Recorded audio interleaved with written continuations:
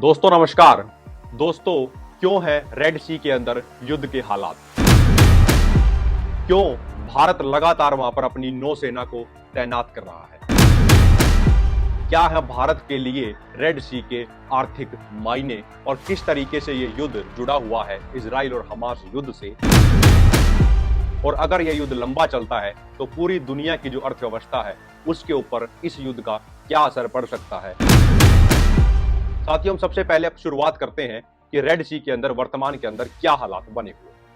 साथियों, रेड सी के अंदर यमन के अंदर जो हाउदी रेबेल्स हैं वो लगातार जितने भी कमर्शियल कंटेनर्स को कैरी करने वाले शिप हैं उनके ऊपर हमला कर रहे हैं, जिसके चलते रेड सी और स्विज कैनाल से पास होने वाला जितना भी ट्रेड है वो पूरे तरीके से प्रभावित हो रहा है। और दुनिया की जो 4 सबसे बड़ी कंपनियां हैं जो वर्ल्ड ट्रेड के अंदर बड़ा महत्वपूर्ण रोल निभाती हैं, उन्होंने लगातार अपने रूट्स को डाइवर्ट कर दिया है और रेड सी और स्वेज कनाल के बजाय वो अब अफ्रीका के नीचे से होते हुए ही, यानी कि एशिया और वेस्टर्न कंट्रीज के बीच में जो ट्रेड है अब वो अफ्रीका के नीचे से होते हुए गुजर रहा है। साथियों, इस पूरी परिस्थिति के अंदर भारत भी बड़ा प्रोएक्टिव तरीके से काम कर रहा है और नौसेनाओं को वहां पर तैनात किया जा रहा है। अब इसको हम समझते हैं। साथियों, रेड सी के अंदर जो हाउदी रेबेल्स लगातार कमर्शियल जो शिप्स हैं उनके ऊपर हमला कर रहे हैं, जिसके चलते जो ट्रेड प्रभावित हो रहा है। और आज से कुछ समय पहले ही, लगभग 1 हफ्ता पहले ही, वहां पर एक ऐसे ही कमर्शियल शिप को भी हाईजैक कर लिया गया था, जिसके चलते भारत ने 2 नौसेना के अपने जो लड़ाकू शिप हैं उनको वहां पर तैनात किया, वॉरशिप को तैनात किया है। एक आईएनएस कोची और दूसरा आईएनएस कोलकाता। लेकिन साथियों, जो ये नौसेना की जो शिप्स, वॉरशिप्स वहां पर तैनात की गई हैं और अब जो हमले हाउदी रिबेल्स कर रहे हैं कमर्शियल शिप्स के ऊपर, इनका आपस में कोई लिंक नहीं है।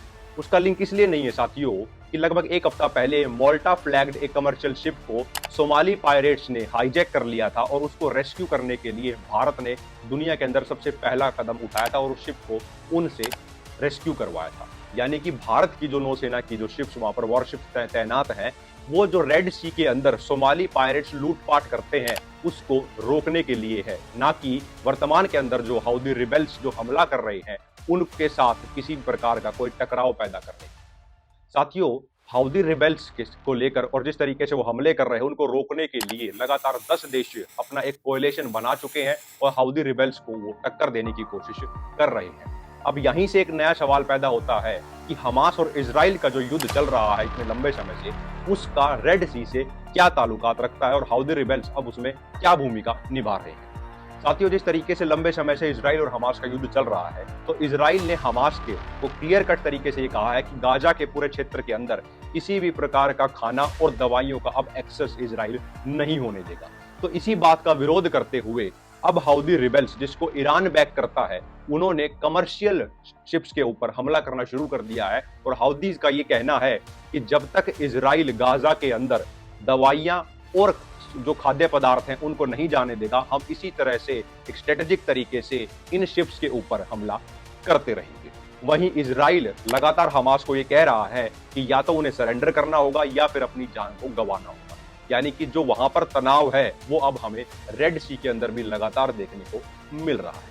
अब साथियों, जो हमने बात की किस तरीके से रेड सी के अंदर अगर ये युद्ध लंबा चल जाता है और इस तरीके से हाउदी रिबेल्स इसी प्रकार स्ट्रेटेजिक तरीके से कमर्शियल शिप्स के ऊपर हमला करते हैं, तो ये पूरी दुनिया की अर्थव्यवस्था पर किस तरीके से गहरी ठेस पहुंचा सकता है। साथियों, रेड सी के अंदर से और स्विज कैनाल के वहां से जो पूरी दुनिया का पूरा ट्रेड होता है उसका 12% इसी रीजन से होकर गुजरता है। पूरी दुनिया के अंदर जितने कंटेनर्स की ट्रैवलिंग शिप्स के द्वारा की जाती है ट्रेड रूट्स के जरिए, उसका 30% रेड सी और स्वेज कैनाल से होकर गुजरता है। तो यानी कि अगर यह युद्ध लंबा चलता है और जिस तरीके से 4 कंपनियों ने जो कंटेनर्स की और शिपिंग इंडस्ट्री मैरिटाइम्स की जो 4 बड़ी कंपनियों ने अपने रूट्स डाइवर्ट किए हैं, वो ये दर्शा रहा है कि अगर ये चीज लंबी चलती है तो पूर्ण रूप से ये पूरी दुनिया की जो ग्लोबल सप्लाई चेन है उसको डिसरप्ट कर सकती है। साथियों, 2021 के अंदर एक घटना हुई थी जिसके जरिए हम एक केस स्टडी के रूप में ये समझ सकते हैं कि रेड सी और स्विज कैनाल अगर रुक जाती है या डिसरप्ट हो जाता है वो रूट, तो उसका कितना बड़ा आर्थिक मायने हो सकते हैं। साथियों, साल 2021 के अंदर एक शिप था जिसका नाम था एवर गिवन। रेड सी और स्विज कैनाल का जो रूट है वह स्विज कैनाल के बीच में वो फंस गया था, ग्राउंडेड हो गया था एक तरीके से, जिसके कारण प्रतिदिन जो टोटल कार्गो का डिले हो रहा था साथियों, उसकी कीमत थी $10 बिलियन थी। यानी कि अगर ये युद्ध लंबा चलता है तो कितना गहरा इसका असर है वह हम इस केस स्टडी से समझ सकते हैं। साथियों, अगर ये डिसरप्शन बढ़ता है इस रूट का, तो भारत के लिए उसके आर्थिक मायने क्या हो सकते हैं, इस पर भी हमें गौर करने की जरूरत है। साथियों, भारत का जो कुल ट्रेड होता है उसका 20% स्विस कैनाल और रेड सी से होकर ही गुजरता है, और भारत रूस से जो तेल खरीदता है वो भी इसी रूट से भारत में लाया जाता है, और भारत जितना टोटल तेल खरीदता है उसका 40% सिर्फ रशिया से ही आता है। इसीलिए भारत की दृष्टि से भी यह युद्ध रुकना बहुत ज्यादा जरूरी है, और जिसको लेकर हाल ही में भारत के प्रधानमंत्री नरेंद्र मोदी जी ने भी इजराइल से बात की और इस पूरे इशू को रेजोल्यूट करने की दिशा में बढ़ने का एक कदम भी दर्शाया। उसी के साथ साथियों, जिस तरीके से पूरा घटनाक्रम चल रहा है, इसके आर्थिक मायने भी उन देशों के लिए विशेष तौर पर ज्यादा है जो अपनी इकोनॉमी को अब इंपोर्ट ओरिएंटेशन से हटाकर एक्सपोर्ट करने की दिशा में बढ़ना चाहते हैं।